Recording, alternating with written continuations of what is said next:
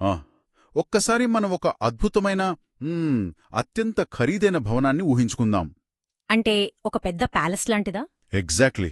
పైకి చూడ్డానికి చాలా పటిష్టంగా, ఎంతో అందంగా కనిపిస్తుంది ఆ భవనం. కాని దాని కింద ఉన్న పునాదులు మాత్రం పూర్తిగా బీటలు వారిపోయి కుళ్ళిపోయి ఉన్నాయి అనుకుందాం. ఓ, అంటే ఎప్పుడైనా కూలిపోవడానికి సిద్ధంగా ఉన్నట్లు కదా? అవును.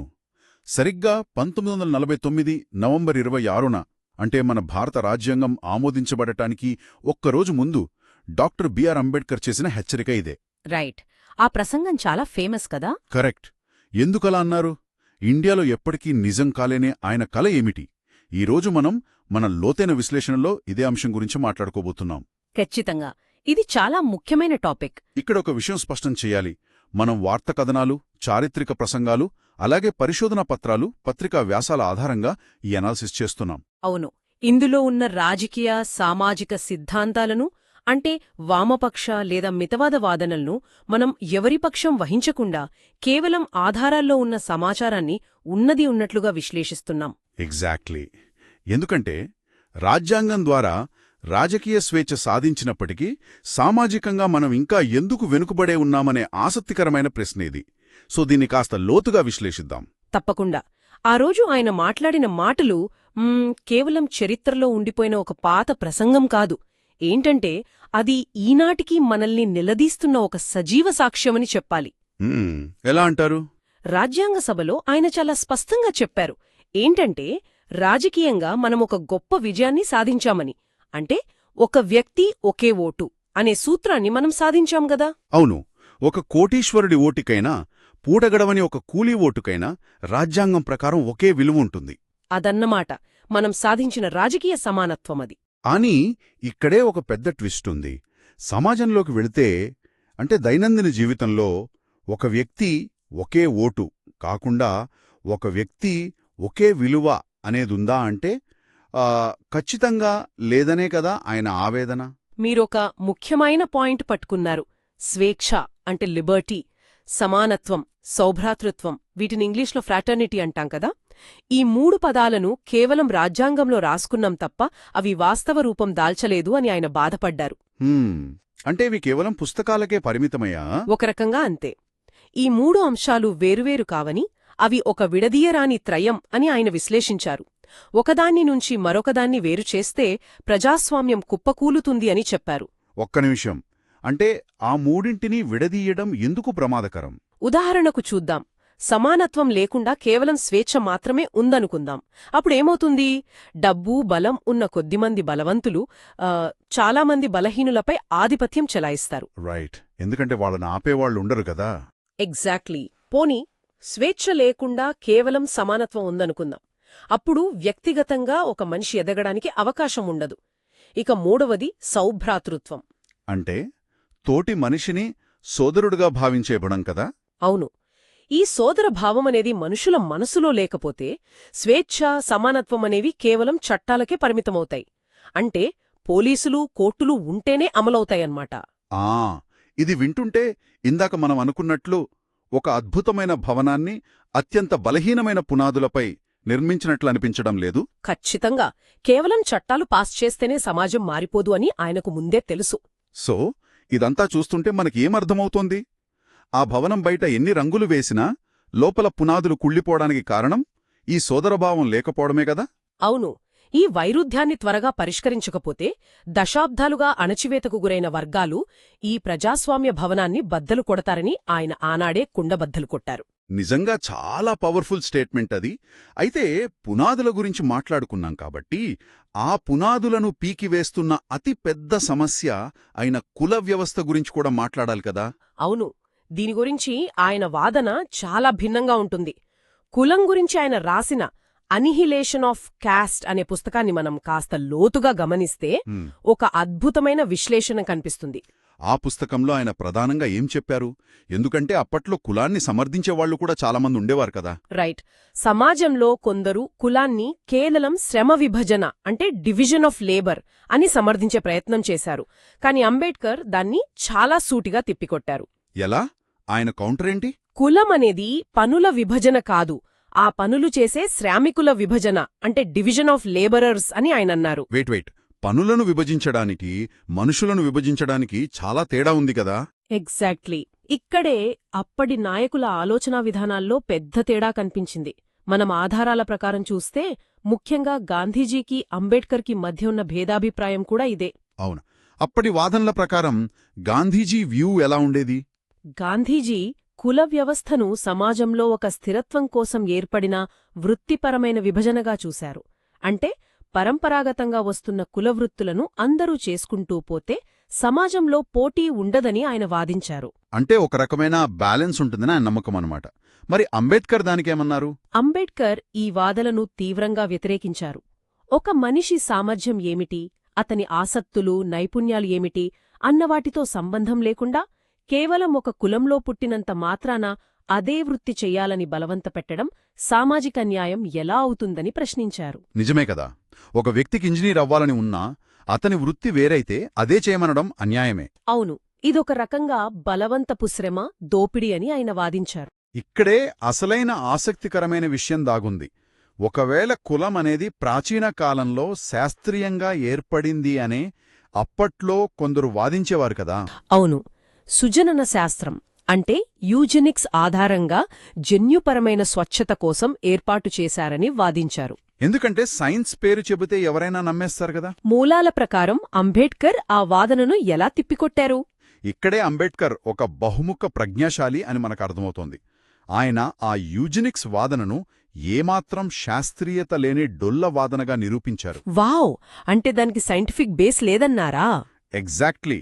ఇండియాలో స్వచ్ఛమైన జాతులు అంటే ప్యూర్ రేసెస్ అంటూ ఏవీ లేవని, శతాబ్దాల నుంచి ఎన్నో జాతుల కలయిక వల్ల ఏర్పడిన సమాజం మనదని ఆయన చారిత్రక ఆధారాలతో సహా చూపించారు. అంటే ఈ జన్యుపరమైన స్వచ్ఛత అనేది కేవలం ఒక కల్పన అంటారా? అంతేకదా. కులం అనేది జన్యుశాస్త్రం కాదు, అది కేవలం ఒక సామాజిక కట్టుబాటు. సమాజంలో తమకంటూ ఒక ఉన్నత స్థానాన్ని ఏర్పరచుకున్న కొందరు వ్యక్తులు ఆ ఆధిపత్యాన్ని శాశ్వతంగా ఉంచుకోవడం కోసం సృష్టించుకున్న ఒక అశాస్త్రీయ వ్యవస్థే కులం అని తేల్చి చెప్పారు. రైట్. దానికి పవిత్ర గ్రంథాల పేరుతో చట్టబద్ధత తీసుకురావడం సమాజ ఎదుగుదలకు పట్టిన క్యాన్సర్ లాంటిదని కూడా విశ్లేషించారు కదా. ఖచ్చితంగా. అయితే సిద్ధాంతపరంగా కులం గురించి మనం ఇంత చర్చించాం, కాని నిజ జీవితంలో అక్షరాల ఇది ఎలా ప్రతిబింబిస్తుందో చూద్దాం. వాస్తవ సంఘటనలు చూస్తే ఇంకా బాగా అర్థమవుతుంది. అవును, సుమారు 100 సంవత్సరాల క్రితం 1917లో ఆయనకే స్వయంగా ఎదురైన ఆ చేదు అనుభవం ఒకసారి చూద్దాం. అప్పటికే ఆయన అమెరికాలోని కొలంబియా విశ్వవిద్యాలయం, లండన్ స్కూల్ ఆఫ్ ఎకనామిక్స్ లాంటి ప్రఖ్యాతిగాంచిన సంస్థల్లో చదివారు కదా. అవును, అత్యున్నత చదువులు చదివి తిరిగి వచ్చారు. తిరిగి వచ్చి బరోడా మహారాజు ఆస్థానంలో గొప్ప ఉద్యోగంలో చేరారు. కాని నివసించడానికి ఒక ఇల్లు దొరకలేదంటే నమ్మశక్యంగా ఉందా? వావ్! అంటే అంత చదువుకున్నా కూడా ఇల్లు ఇవ్వలేదా? అవును, బరోడాలో ఎవ్వరూ ఇల్లు ఇవ్వకపోతే చివరకు ఒక పార్సీ మహిళ ఇంట్లో పేరు మార్చుకుని అద్దెకు దిగారు. కాని కొద్ది రోజులకే ఆయన కులం తెలుసుకున్న ఆ ఇంటి ఓనర్లు ఆయన ఎంత చదువుకున్నాడన్నది పక్కన పెట్టేశారు. ఓ, అంటే చదువు కంటే కులమే ముఖ్యమైపోయిందా వాళ్ళకి? ఎగ్జాక్ట్లీ. ఒక అంటరానివాడని నెపంతో అర్ధరాత్రి ఆయన్ని అత్యంత అవమానకరంగా గెంటేశారు. 100 మైళ్లు దాటి వెళ్లి చదువుకునొచ్చినా ఆయన సొంత దేశంలో ఆయన్ని మనిషిగా చూసే పరిస్థితి లేదు అప్పట్లో. 100 సంవత్సరాలు గడిచినా విదేశాల్లో చదువుకున్న పరిస్థితి మారలేదంటే ఆశ్చర్యంగా ఉంది. సరే, ఇది 1917లో జరిగింది. మరిప్పుడు మనం ఆధునిక కాలంలో ఉన్నాం. పరిస్థితి ఏమైనా మారిందా? ఇక్కడ మనం గమనించాల్సిన ఒక ముఖ్యమైన విషయమేమిటంటే, ఈ ఆధునిక కాలంలో ఢిల్లీ లాంటి దేశ రాజధానిలో జరిగిన ఒక సంఘటనే దానికి సమాధానం చెబుతుంది. రీసెంట్గా జరిగిన ఇన్సిడెంట్ గురించి కదా మీరు చెప్తోంది? అవును, ఒక దళిత విద్యార్థి, అది కూడా అద్దె ఇళ్లలో దళితులపై వివక్ష అనే అంశంపైనే ఢిల్లీలో పరిశోధన చేస్తున్న ఒక స్కాలర్కు కేవలం తన కులం కారణంగా ముఖర్జీనగర్లో అద్దె ఇల్లు దొరకలేదు. నిజంగా ఐరనీ అంటే ఇదేనేమో. దేనిపైనైతే రీసెర్చ్ చేస్తున్నాడో అదే వివక్ష అతనికి ఎదురైంది కదా. అవును, ఒకవేళ ముందు ఇల్లిచ్చినా తర్వాత కులం తెలిసాక అర్ధరాత్రి ఇల్లు ఖాళీ చేయించారు. ఇది వార్తాకథనాల్లో వచ్చిన వాస్తవం. చూస్తుంటే చదువు, సంపద మాత్రమే ఈ సామాజిక రుగ్మతను పోగొట్టలేవా అనిపిస్తుంది. కరెక్ట్. ఇదొక భయంకరమైన సైకలాజికల్ సమస్య. చదువు, సంపద, ఆధునిక జీవనశైలి ఇవేవి మనుషుల మెదళ్లలో పాతుకుపోయిన కులవివక్షను చెరిపివేయలేకపోతున్నాయి. చట్టం ప్రకారం అంటరానితనం నేరం కదా? అవును, చట్టం ప్రకారం ఎవరైనా ఎక్కడైనా నివసించవచ్చు. కాని సమాజం ఆ చట్టాన్ని తన మనసులోకి తీసుకోలేదు. వివాహ సంబంధాల్లో, ఇల్లు అద్దెకివ్వడంలో, స్నేహాల్లో వివక్ష ఇంకా కొనసాగుతూనే ఉంది అనడానికి ఇవే సాక్ష్యాలు. ఇది ఎలా ఉందంటే పరుగు పందెంలో అందరికీ పాల్గొనే అవకాశం ఇచ్చామని చెప్పి కొందర్ని మాత్రం గీతకు మైళ్ల వెనకాల నిలబట్టినట్లుంది కదా? ఎగ్జాక్ట్లీ, చాలా యాప్ట్గా చెప్పారు. చట్టం ముందు అందరూ సమానమే కాని ఆ చట్టాన్ని వాడుకునే సామాజిక బలం అందరికీ లేదు. అయితే ఈ వివక్ష కేవలం సామాజిక పరమైనదే కాదు కదా, ఇది ఆర్థిక మరియు జెండర్ పరమైన రంగాలకు కూడా ఎలా విస్తరించిందో అర్థం చేసుకోవాలి. ఖచ్చితంగా. అంబేద్కర్ దృష్టిలో సామాజిక ప్రజాస్వామ్యమంటే కేవలం కుల నిర్మూలనే కాదు, ఆర్థిక అసమానతలు కూడా ఇందులో భాగమే. క్రెడిట్ సుయిస్ నివేదికలోని లెక్కలు చూస్తే మైండ్ బ్లాక్ అవుతుంది. అవునా? ఆ రిపోర్ట్లో ఏముందసలు? ఆ నివేదిక ప్రకారం దేశంలోని మొత్తం సంపదలో సగానికి పైగా అంటే సుమారు 53% సంపద కేవలం 1% మంది చేతుల్లోనే కేంద్రీకృతమైంది. 1% మంది చేతుల్లో 53% సంపద. వావ్, ఇది చాలా పెద్ద గ్యాపు. అవును. పైనున్న 10% మంది చేతుల్లో దాదాపు 80% సంపద ఉంది. ఇది మన రాజ్యాంగం నిర్దేశించిన ఆర్థిక ప్రజాస్వామ్యానికి ఎంత విరుద్ధమో ఆలోచించండి. మరి ఈ అసమానతలకు కారణం కేవలం వ్యక్తులా, లేక విధానపరమైన వైఫల్యాలు కూడా ఉన్నాయా? అంటే ఒక వర్గం మాత్రమే ఎప్పుడూ సంపదను ఎలా కూడబెట్టుకోగలుగుతోంది? అద్భుతమైన ప్రశ్న. ఈ మెకానిజం ఎలా పనిచేస్తుందో విద్యా వ్యవస్థను ఉదాహరణగా తీసుకుని చూద్దాం. విధాన నిర్ణేతలు ఉన్నత విద్యకు అంటే ఐఐటీలు, ఐఐఎంలు లాంటి వాటికి ఏటా వేల కోట్ల రూపాయలు కేటాయిస్తారు. ఇది మంచిదే. రైట్. హయ్యర్ ఎడ్యుకేషన్కి ఫండ్స్ ఇవ్వాలి కదా? ఇవ్వాలి. కాని అదే సమయంలో సామాన్యులు, అణగారిన వర్గాల పిల్లలు చదివే ప్రభుత్వ ప్రాథమిక పాఠశాలల దగ్గరకొచ్చేసరికి నిధుల కొరత అంటారు. ప్రాథమిక విద్యలో సరైన పునాది పడనప్పుడు వాళ్లు వెళ్లి ఆ ఐఐటీల ప్రవేశ పరీక్షల్లో ఎలా నెగ్గగలరు? అంటే బేస్మెంట్ సరిగ్గా కట్టకుండా నేరుగా 10 అంతస్తుల భవనానికి రంగులు వేస్తున్నామన్నమాట. ఎగ్జాక్ట్లీ. అందుకే ఆ అత్యున్నత విద్యాసంస్థల్లోకి వెళ్లేవారిలో అత్యధికులు మళ్లీ సామాజికంగా, ఆర్థికంగా ముందున్న వర్గాలవారే ఉంటున్నారు. వారే మళ్లీ అత్యున్నత ఉద్యోగాలు సాధించి సంపదను పోగు చేస్తున్నారు. ఈ సైకిల్ ఇలాగే కొనసాగుతోంది. ఇది చాలా సిస్టమాటిక్గా జరుగుతున్న ఫెయిల్యూర్ కదా? ఇక ఆర్థిక సమానత్వంతో పాటు జెండర్ సమానత్వం గురించి కూడా ఆయన పోరాటం మరువలేనిది. అవును. చాలామందికి తెలియని విషయం ఏమిటంటే ఆయన కేవలం దళితుల హక్కుల కోసమే కాదు, దేశంలోని సగం జనాభా అయిన మహిళలందరికీ హక్కులు కల్పించడం కోసం కూడా ఎంతగానో తపించారు. అవును. ఆనాటి సమాజంలో మహిళల పరిస్థితి చాలా భిన్నంగా ఉండేది కదా? చాలా దారుణంగా ఉండేది. వాళ్లకు ఆస్తి హక్కు ఉండేది కాడు, విడాకులు తీసుకునే హక్కు లేదు. వాటన్నిటినీ చట్టబద్ధం చేస్తూ మహిళల కోసం హిందూ కోడ్ బిల్లును ఆయన పార్లమెంటులో ప్రవేశపెట్టారు. మరి ఆ బిల్లు పాస్ అయింది అప్పట్లో? లేదు. దానికి అత్యంత సంప్రదాయవాదుల నుంచి, స్వయంగా తనతో పాటు క్యాబినెట్లో ఉన్న నాయకుల నుంచి తీవ్ర వ్యతిరేకత వచ్చింది. ఆ బిల్లు వీగిపోయింది. అంటే సొంత క్యాబినెట్లోనే సపోర్ట్ రాలేదన్నమాట. అవును. అప్పుడాయన మహిళలకు ఆస్తి హక్కు, విడాకుల హక్కు కల్పించలేని ఈ మంత్రి పదవి ఎందుకని ఏకంగా తన న్యాయశాఖ మంత్రి పదవికే రాజీనామా చేశారు. వావ్! ఒక సిద్ధాంతం కోసం మంత్రి పదవిని వదులుకోవడం చాలా గొప్ప విషయం. కాని ఒక్క నిమిషం, ఇన్ని అద్భుతమైన ఆలోచనలు, పోరాటాలు చేసిన వ్యక్తికి ఇప్పుడు సమాజం ఇస్తున్న గౌరవమేంటి? మీరడుగుతున్నది ఇప్పుడు జరుగుతున్న పరిణామాల గురించే కదా? అవును. మనమెక్కడ చూసినా ఆయనకు పెద్ద పెద్ద విగ్రహాలు పెడుతున్నారు, అడుగడుగున పూలమాలలు వేసి జయంతులు జరుపుతున్నారు కదా. ఆయనకు మనమిచ్చే గౌరవం అది కాదా? కేవలం సిద్ధాంతాలు ఆచరించకపోతే ఆయన కల చనిపోయినట్లేనా? దీన్ని విశాల దృక్పథంతో చూస్తే ఒక విషయం అర్థమవుతుంది. విగ్రహాలు పెట్టడం ఒక ప్రాథమిక గుర్తింపు కావచ్చు, కాని అది అక్కడితోనే ఆగిపోతేనే అసలు సమస్య. అంటే ఆయన ఐడియాలజీని ఫాలో అవ్వడం లేదంటారా? అవును. అంబేడ్కర్ను ఒక స్ఫూర్తిగా తీసుకోవడం వేరు, ఆయన్ని కేవలం ఒక దేవుడిలా మార్చేసి ఆయన విగ్రహాల చుట్టూ రాజకీయాలు చేయడం వేరు. దీన్నే భక్తి లేదా వ్యక్తి ఆరాధన అంటే హీరో వర్షిప్ అంటారు. అంటే రాజకీయాల్లో ఈ హీరో వర్షిప్ అనేది ప్రమాదకరమంటారా? ఇది నేను చెబుతున్నది కాదు, స్వయంగా అంబేడ్కర్ చేసిన హెచ్చరిక. మతంలో భక్తి ఆత్మసాక్షాత్కారానికి దారితీయవచ్చేమో కాని రాజకీయాల్లో ఒక నాయకుణ్ణి దేవుడిగా ఆరాధిస్తే అది ఖచ్చితంగా నియంతృత్వానికి దారితీస్తుందని ఆయన చెప్పారు. రైట్. నియంతృత్వం అంటే డిక్టేటర్షిప్ కదా. కరెక్ట్. నేటి పాలకులు ఆయన్ని కేవలం ఎన్నికల కోసం, ఓటు బ్యాంకు కోసం, విగ్రహాలకే పరిమితం చేస్తున్నారని, ఆయన ఆశయాలను విస్మరిస్తున్నారని మనం పరిశీలిస్తున్న ఆధారాలు స్పష్టం చేస్తున్నాయి. అయితే సామాజిక మార్పుల కోసం ఆయన సూచించిన మార్గాల గురించి మనం మాట్లాడుకోవాలి. ఎందుకంటే సమానత్వం అనగానే అందరికీ ముందుగా గుర్తొచ్చేది కమ్యూనిజం. కాని ఆయన కమ్యూనిజాన్ని వ్యతిరేకించారు కదా. అవును. అదే సమయంలో ఆయన స్టేట్ సోషలిజం అమలు చేయాలన్నారు.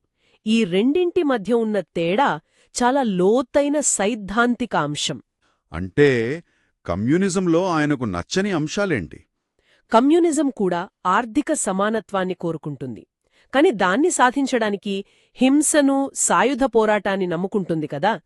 అంబేద్కర్ దీన్ని తీవ్రంగా తప్పుపట్టారు. హింస ద్వారా తెచ్చే ఏ మార్పు స్థిరంగా ఉండదన్నారు. ఓ, అంటే డెమోక్రాటిక్ పద్ధతుల్లోనే మార్పు రావాలని ఆయన నమ్మకం అన్నమాట. అవును, రాజ్యాంగబద్ధమైన పద్ధతుల్లోనే మార్పు రావాలి. అంతేకాదు, కమ్యూనిస్టు నాయకులు తమ లాభాల కోసం కార్మికులను కేవలం పావుల్లా వాడుకుంటారని ఆయన హెచ్చరించారు. హ్మ్. మరి అలాంటప్పుడు ఆయన ప్రతిపాదించిన స్టేట్ సోషలిజం ఎలా పనిచేస్తుంది? ఇక్కడే ఆయన విజన్ కనిపిస్తుంది. పెట్టుబడిదారీ వ్యవస్థ అంటే క్యాపిటలిజం వల్ల కొందరి చేతుల్లోనే సంపద పోగుపడుతుందని ఆయనకు తెలుసు. అందుకే వ్యవసాయం, కీలక పరిశ్రమలు ప్రభుత్వ ఆధీనంలోనే ఉండాలి అన్నారు. అంటే ప్రైవేట్ వ్యక్తుల చేతుల్లో కాకుండా ప్రభుత్వం కంట్రోల్లో ఉండాలనా? గ్రామంలోని కుటుంబాలన్నింటికీ సాగు చేసుకోడానికి సమానంగా పంచాలి. తద్వారా సంపద అందరికీ సమానంగా పంపిణీ అవుతుందని ప్లాన్ చేశారు. కాని అప్పటి రాజ్యాంగ సభ దీన్ని ఆమోదించలేదు. అదన్నమాట అసలు విషయం. అంటే ఒకవైపు ఆయన చెప్పిన ఆర్థిక విధానాలను పక్కన పెట్టేశారు, మరోవైపు సామాజిక సమానత్వం కోసం కుల వ్యవస్థను రూపుమాపాలి అంటే ఆ కులాలతోనే రాజకీయాలు జరుగుతున్నాయి. అవును, ఇవన్నీ చూస్తుంటే ఆ కల ఎంత దూరంలో ఉందో అర్థమవుతోంది. ఈ విశ్లేషణ అంతా వింటుంటే ఇండియాలో ఎప్పటికీ నిజం కాలేని అంబేడ్కర్ కల ఏమిటో మనకు కళ్లకట్టినట్లు కనిపిస్తోంది. స్వాతంత్రం వచ్చి ఇన్ని దశాబ్దాలు గరుస్తున్నా ఇంకా మనుషుల మధ్య అంతరాలు అలానే ఉండటం మనం చూస్తూనే ఉన్నాం. నిజమే.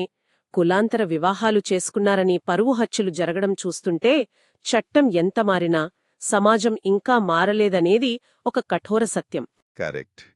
దేశం ఎంత ఆర్థికంగా అభివృద్ధి చెందుతున్నా ఎవరికీ ఎవరి పట్ల వివక్ష లేకుండా అందరికీ సమాన అవకాశాలు లభించే ఆ సామాజిక ప్రజాస్వామ్యం ఏర్పడే వరకు అంబేడ్కర్ కల ఇంకా ప్రయాణంలోనే ఉన్నట్లు. ముమ్మాటికి నిజం. రాజ్యాంగం మనకొక అద్భుతమైన దారి చూపింది. కాని ఆ దారిలో నడవాల్సింది సమాజమే కదా. మన రాజ్యాంగం మనిషిని కేవలం ఒక తోటి మనిషిగా చూస్తుంది.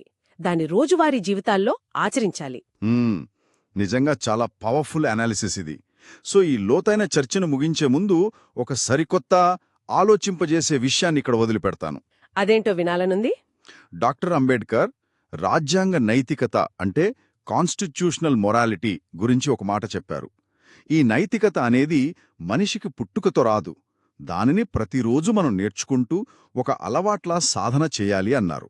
వావ్, ఇది చాలా డీప్ పాయింట్. అవును, చట్టాలు, కోర్టులు కేవలం బయట జరిగే తప్పులను మాత్రమే శిక్షిస్తాయి. కానీ మన పక్కనున్న తోటి మనిషిని సమానంగా చూసే ఆ నైతికత మన మనసులో లోపలించి రానంత వరకు 100 పేజీలున్న ఏ రాజ్యాంగం కూడా మనల్ని రక్షించలేదేమో. ఆలోచించండి. ఇక్కడితో ఈ విశ్లేషణను ముగిద్దాం. నమస్కారం. నమస్కారం.